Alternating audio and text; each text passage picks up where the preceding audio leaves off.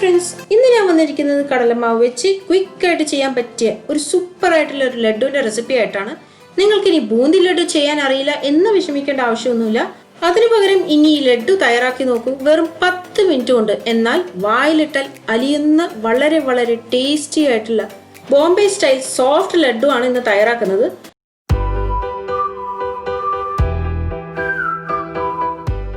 ഞാൻ ഇന്ന് വളരെ ഈസി ആയിട്ടുള്ള മെത്തേഡിലാണ് ഇത് ചെയ്തിരിക്കുന്നത്. അത് 3 ഇൻഗ്രീഡിയൻസ് കൊണ്ട് മാത്രം.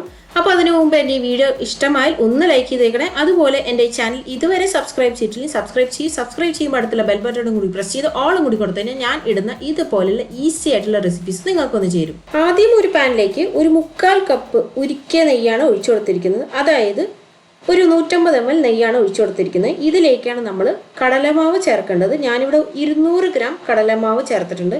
ഇനി ഇത് കപ്പ് കണക്കിൽ പറയുകയാണെങ്കിൽ 1.5 കപ്പ് കടലമാവ് ഉണ്ടാവും. ഞാൻ ഇതെല്ലാം നേരത്തെ അളന്ന് വെച്ചതാണ്, അതുകൊണ്ടാണ് കൃത്യമായിട്ട് അളവൊക്കെ പറഞ്ഞു തരുന്നത്. ഇനി ഈ കടലമാവൊക്കെ ചേർക്കുന്ന സമയത്ത് അധികം കട്ടകളൊന്നും ഇല്ലാത്ത രീതിക്ക് ചേർക്കാൻ ശ്രമിക്കുക. അഥവാ കടലമാവിൽ കട്ടകളൊക്കെ ഉണ്ടെങ്കിൽ നമ്മൾ നേരത്തെ തന്നെ ഒരു ചെറിയ അരിപ്പയിലൂടെ ഇതൊന്ന് അരിച്ചെടുത്തതിന് ശേഷം ചേർത്താലും മതിയാവും. ഇനി ഇത് നല്ല രീതിക്ക് മിക്സ് ചെയ്തെടുക്കുക. ഇനി ഇത് മിക്സ് ചെയ്യുന്ന സമയത്ത് ആദ്യം നല്ല തിക്കായിട്ടായിരിക്കും കാണുന്നത്. പിന്നെ ഒരു കാര്യം ഇവിടെ ശ്രദ്ധിക്കേണ്ടത് എന്താണെന്ന് വെച്ചാൽ, ഈ കടലമാവിൻ്റെ പച്ചവാസന ഈ നെയ്യിൽ കിടന്നിട്ടാണ് മാറി വരേണ്ടത്. അതുകൊണ്ട് തന്നെ നമ്മളിത് ലോ ഫ്ലെയിമിൽ വെച്ചുകൊണ്ട് തന്നെയാണ് റെഡിയാക്കി എടുക്കേണ്ടതും. അതുപോലെ തന്നെ നമ്മൾ ഇതിനകത്തേക്ക് ചേർത്തിരിക്കുന്ന നെയ്യിൻ്റെ അളവ് കറക്റ്റ് തന്നെയാണ്. ഇതിന് കുറവ് ചേർത്ത് കഴിഞ്ഞാൽ നമ്മുടെ ഈ കടലമാവ് ഇതിൻ്റെ അകത്ത് വെന്ത് വരുമ്പോൾ ആ പച്ച ടേസ്റ്റ് മാറി വരത്തില്ല. അപ്പോൾ അത് ശ്രദ്ധിക്കുക. ഇതുപോലെ തന്നെയാണ് നമ്മൾ മൈസൂർ പാക്ക് ചെയ്തിട്ടുള്ളതും. നല്ല മൗത്ത് മെൽറ്റിംഗ് മൈസൂർ പാക്ക് ഈ ദീപാവലിക്ക് നിങ്ങൾക്ക് വീട്ടിൽ ചെയ്യണമെങ്കിൽ എൻ്റെ വീഡിയോ തീർച്ചയായിട്ടും പോയി നോക്കുക. ലിങ്ക് ഞാൻ ഡിസ്ക്രിപ്ഷൻ ബോക്സിൽ കൊടുത്തേക്കാം. അതുപോലെ തന്നെ ഈ കടലമാവ് ഈ നെയ്യിലിട്ട് വഴറ്റുന്ന സമയത്ത് നന്നായിട്ട് ഇളക്കി കൊടുക്കുകയും വേണം. ഇത് വെച്ചിട്ട് വേറെ പണിക്ക് പോയേക്കരുത്, കാരണം ഇത് പെട്ടെന്ന് തന്നെ അടിക്ക് പിടിക്കാൻ ചാൻസ് ഉണ്ട്. അടിക്ക് പിടിച്ച് പോയി കഴിഞ്ഞാൽ ഇതിൻ്റെ ലഡുവിൻ്റെ ടേസ്റ്റ് മാറിപ്പോവും. അപ്പോൾ നന്നായിട്ട് ഇളക്കി കൊടുക്കുക. ഈ കടലമാവ് ഈ നെയ്യിൽ കിടന്നിട്ട് ഒന്ന് വഴന്നു വരാനായിട്ട് കുറഞ്ഞത് ഒരു 8 മുതൽ 10 മിനിറ്റ് എന്തായാലും എടുക്കും. ഇനി നിങ്ങൾ മീഡിയം ഫ്ലെയിമിലാണ് വെക്കുന്നതെങ്കിൽ അങ്ങനെയും വെക്കാം. പക്ഷേ ഇത് ഇടയ്ക്ക് ഇളക്കി കൊടുക്കാൻ ശ്രദ്ധിക്കുക. ലോ ഫ്ലെയിമിൽ വെച്ചാൽ കുറച്ചും കൂടി സേഫ് ആയിരിക്കും. ഇപ്പോൾ നമ്മുടെ കടലമാവ് കുറച്ച് ലൂസാവാൻ തുടങ്ങിയിട്ടുണ്ട്. അതായത് കുറച്ച് വെള്ളം പോലെ ആയി വരുന്നുണ്ട്. അപ്പോൾ ഈ ഒരു സ്റ്റേജിൽ എനിക്ക് ഈ നെയ്യിൻ്റെ കൂടെ ഈ കടലമാവ് നന്നായിട്ട് വഴന്നു വരുന്ന സമയത്ത് നല്ല സൂപ്പറായിട്ടുള്ളൊരു വാസനയാണ് കിട്ടാൻ സാധിക്കുന്നത്. ഇപ്പം നിങ്ങൾക്ക് കാണുമ്പോൾ തന്നെ അറിയാം, നമ്മുടെ കടലമാവ് നല്ലപോലെ ഈ നെയ്യിൽ കിടന്ന് വഴന്നിട്ട് നല്ല പതഞ്ഞ് വരുന്നുണ്ട്. അപ്പോൾ ഇതാണ് സ്റ്റേജ് വേണ്ടത്. ഇനി ഇതിൻ്റെ പാകം ചെക്ക് ചെയ്യാൻ നമുക്കൊരു മാർഗമുണ്ട്. കുറച്ചൊരു പാത്രത്തിൽ ലേശം വെള്ളം എടുത്തതിന് ശേഷം നമ്മുടെ കൈ കൊണ്ട് ജസ്റ്റ് ഒന്ന് തെളിച്ചു കൊടുക്കുക. തെളിച്ചു കൊടുക്കുന്ന സമയത്ത് ഈ പതകൾ കുറച്ചും കൂടി കൂടി വരുന്നത് കാണാൻ സാധിക്കും. അപ്പോൾ ഇതാണ് ഇതിൻ്റെ പാകം. ഇപ്പോൾ ഇത് റെഡി ആയിട്ടുണ്ട്. ഇനി നമുക്കിത് ഫ്ലെയിം ഓഫ് ചെയ്തതിന് ശേഷം ഒന്ന് തണുപ്പിച്ചെടുക്കണം. തണുപ്പിച്ചെടുക്കണം എന്ന് പറഞ്ഞു കഴിഞ്ഞാൽ ചൂടാറിയാൽ മാത്രം പോരാ, നല്ലപോലെ തണുത്തിരിക്കണം. അല്ലെങ്കിൽ പിന്നെ നമ്മൾ അടുത്തതായിട്ട് ഇതിൻ്റെ അകത്തേക്ക് ചേർക്കുന്നത് പഞ്ചസാരയാണ്. പഞ്ചസാര ഇതിൻ്റെ അകത്ത് കൂടി കിടന്ന് അരിയാൻ പാടില്ല. അതിന് വേണ്ടിയിട്ടാണ് ഇത് നല്ലപോലെ തണുത്തിരിക്കണം. എന്ന് പറഞ്ഞാൽ ഫ്രിഡ്ജിൽ വെക്കേണ്ട ആവശ്യമൊന്നുമില്ല.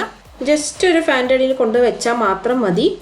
ഇനി ഇതിനൊരു വാസനയ്ക്ക് വേണ്ടി മാത്രം ഞാനിവിടെ ഒരു 1/2 ടീസ്പൂൺ ഏലക്ക പൊടിയാണ് ചേർത്ത് കൊടുക്കുന്നത്. ഈ ഏലക്കപ്പൊടിയുടെ ടേസ്റ്റ് ഇഷ്ടമല്ലെങ്കിൽ ചേർക്കേണ്ട ആവശ്യമൊന്നുമില്ല.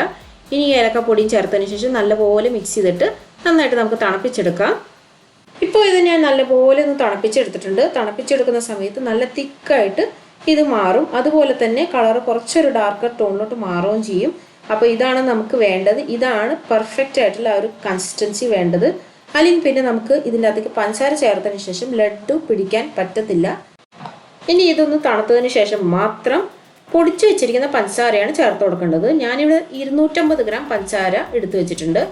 ഇത്രയും മധുരം വേണ്ട എന്ന് തോന്നിക്കഴിഞ്ഞാൽ കുറയ്ക്കുകയും ചെയ്യാം. ഇനി ഇതിന് കൂടുതൽ മധുരം വേണം തോന്നിക്കഴിഞ്ഞാൽ അതുപോലെ അഡ്ജസ്റ്റ് ചെയ്യാം. പക്ഷേ ഇത് കറക്റ്റായിട്ടുള്ള മധുരത്തിൻ്റെ പാകം തന്നെയാണ്. ഇനി ഈ മധുരം ചേർത്തതിന് ശേഷം പതുക്കെ സാവധാനം ഇളക്കി കൊടുക്കുക. ഒരുപാട് പ്രഷർ കൊടുത്ത് ഇളക്കേണ്ട ആവശ്യമൊന്നുമില്ല. ഇത് പറയാൻ ഒരു കാരണമുണ്ട്. അതായത് നമ്മളിത് ഇളക്കുന്ന സമയത്ത് ഒരുപാട് ബലം കൊടുത്തു കഴിഞ്ഞാൽ നമ്മൾ ഇതിൻ്റെ അകത്തേക്ക് ചേർത്തിരിക്കുന്ന ആ നെയ്യ് ഈ കടലമാവിന് പിരിഞ്ഞു വരും. അപ്പോൾ അതൊന്ന് ശ്രദ്ധിക്കുക. അതുപോലെ തന്നെ നിങ്ങൾക്ക് ഇപ്പോൾ കാണുമ്പോൾ തന്നെ അറിയാം, ഞാൻ പഞ്ചസാര ഒറ്റയടിക്കല്ല ചേർത്തത്.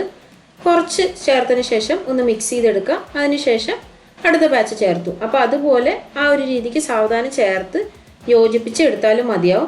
ഇപ്പോൾ ഇത് റെഡി ആയിട്ടുണ്ട്. ഇനിയിപ്പോൾ നമുക്കിത് ഇഷ്ടമുള്ള സൈസിന് ഈ ലഡു ഉരുട്ടി തയ്യാറാക്കി എടുക്കാം. ഇവിടെ ഈ ലഡു ഉരുട്ടിയെടുക്കുന്ന സമയത്ത് ഒരുപാട് ബലം കൊടുത്ത് ഉരുട്ടിയെടുക്കേണ്ട ആവശ്യമില്ല. ഇത് നമ്മുടെ സാധാരണ ലഡു പോലെയല്ല, സോഫ്റ്റ് ലഡു ആണ്. നാവിലിട്ടാൽ അലിയും, അതുപോലെ തന്നെ നല്ല മയമുള്ള ലഡു കൂടിയാണ്. അപ്പോൾ ചെറുതായിട്ടൊന്ന് ഉരുട്ടി ഷേപ്പാക്കി എടുത്താൽ മതി. ഇനി ഇത് ഉരുട്ടിയതിന് ശേഷം കുറച്ച് നേരം നമ്മൾ മാറ്റി വെക്കുമ്പോഴേക്കും നല്ലപോലെ സെറ്റായി കിട്ടുകയും ചെയ്യും. അതുപോലെ തന്നെ ഒരുപാട് നേരം ഇട്ട് ഉരുട്ടുകയും വേണ്ട, കാരണം നമ്മുടെ കയ്യിൻ്റെ ചൂട് കൊണ്ട് തന്നെ ആ നെയ്യ് ഉരുകിപ്പോവും. എങ്കിൽ പിന്നെ ആ ലഡു സെറ്റായും വരത്തില്ല. സോഫ്റ്റായിട്ട് ഒരുമാതിരി നമ്മുടെ ചപ്പാത്തി മാവൊക്കെ ഇരിക്കുന്ന പോലെ തന്നെ ഇരിക്കും. ഇനിയിപ്പോൾ നമുക്ക് ഇതിലേക്ക് ഇഷ്ടമുള്ള നട്ട്സ് എന്തെങ്കിലും വേണമെങ്കിൽ വെച്ച് കൊടുക്കാം, അല്ലെങ്കിൽ ഇത് വെറുതെ കഴിക്കാൻ തന്നെ നല്ലൊരു ടേസ്റ്റാണ്. അപ്പോൾ എല്ലാവരും ഇത് തീർച്ചയായിട്ടും പരീക്ഷിച്ച് നോക്കുക. ഉറപ്പായിട്ട് എല്ലാവർക്കും ഇഷ്ടപ്പെടുന്ന നല്ലൊരു സോഫ്റ്റ് മയമുള്ള ഒരു ലഡുവിൻ്റെ റെസിപ്പി തന്നെയാണിത്. അതും ഇൻസ്റ്റൻ്റായിട്ട് വളരെ വളരെ ടേസ്റ്റി ആയിട്ടുള്ള, നാവിലിട്ടാൽ അലിയുന്ന ഒരു ലഡു തന്നെയാണിത്. തീർച്ചയായിട്ടും പരീക്ഷിച്ച് നോക്കുക. ഈ വീഡിയോ ഇഷ്ടമായാൽ ഒന്ന് ലൈക്ക് ചെയ്തേക്കണേ. അതുപോലെ എൻ്റെ ചാനൽ ഇതുവരെ സബ്സ്ക്രൈബ് ചെയ്തിട്ടില്ലെങ്കിൽ സബ്സ്ക്രൈബ് ചെയ്യുമ്പോൾ അടുത്തുള്ള ബെൽ ബട്ടണും കൂടി പ്രസ് ചെയ്ത് ഓളും കൂടി കൊടുത്തു കഴിഞ്ഞാൽ ഞാൻ ഇടുന്ന ഇതുപോലെയുള്ള ഈസി ആയിട്ടുള്ള റെസിപ്പീസ് നിങ്ങൾക്കൊന്ന് ചേരും. അത് മാത്രം പോരാ, നിങ്ങളുടെ ഫീഡ്ബാക്ക്സ് ഒന്ന് കമൻറ്റ് ചെയ്തേക്കണേ. അതുപോലെ തന്നെ നിങ്ങളുടെ ഫ്രണ്ട്സും ഫാമിലിക്കായിട്ട് ഈ ഒരു വീഡിയോ ഷെയർ ചെയ്ത് കൊടുക്കുകയും വേണം. ദിവാലിക്കല്ലേ വരുന്നത്, അപ്പോൾ ഇതുപോലെയുള്ള ഈസി ആയിട്ടുള്ള സ്വീറ്റ്സ് അവരൊന്ന് തയ്യാറാക്കി നോക്കട്ടെ. അപ്പോൾ ഇനി നമുക്കൊരു അടുത്തൊരു അത്യുഗ്രൻ റെസിപ്പിയുമായി ഞാൻ വരുന്നവരെ sign off from Swapna.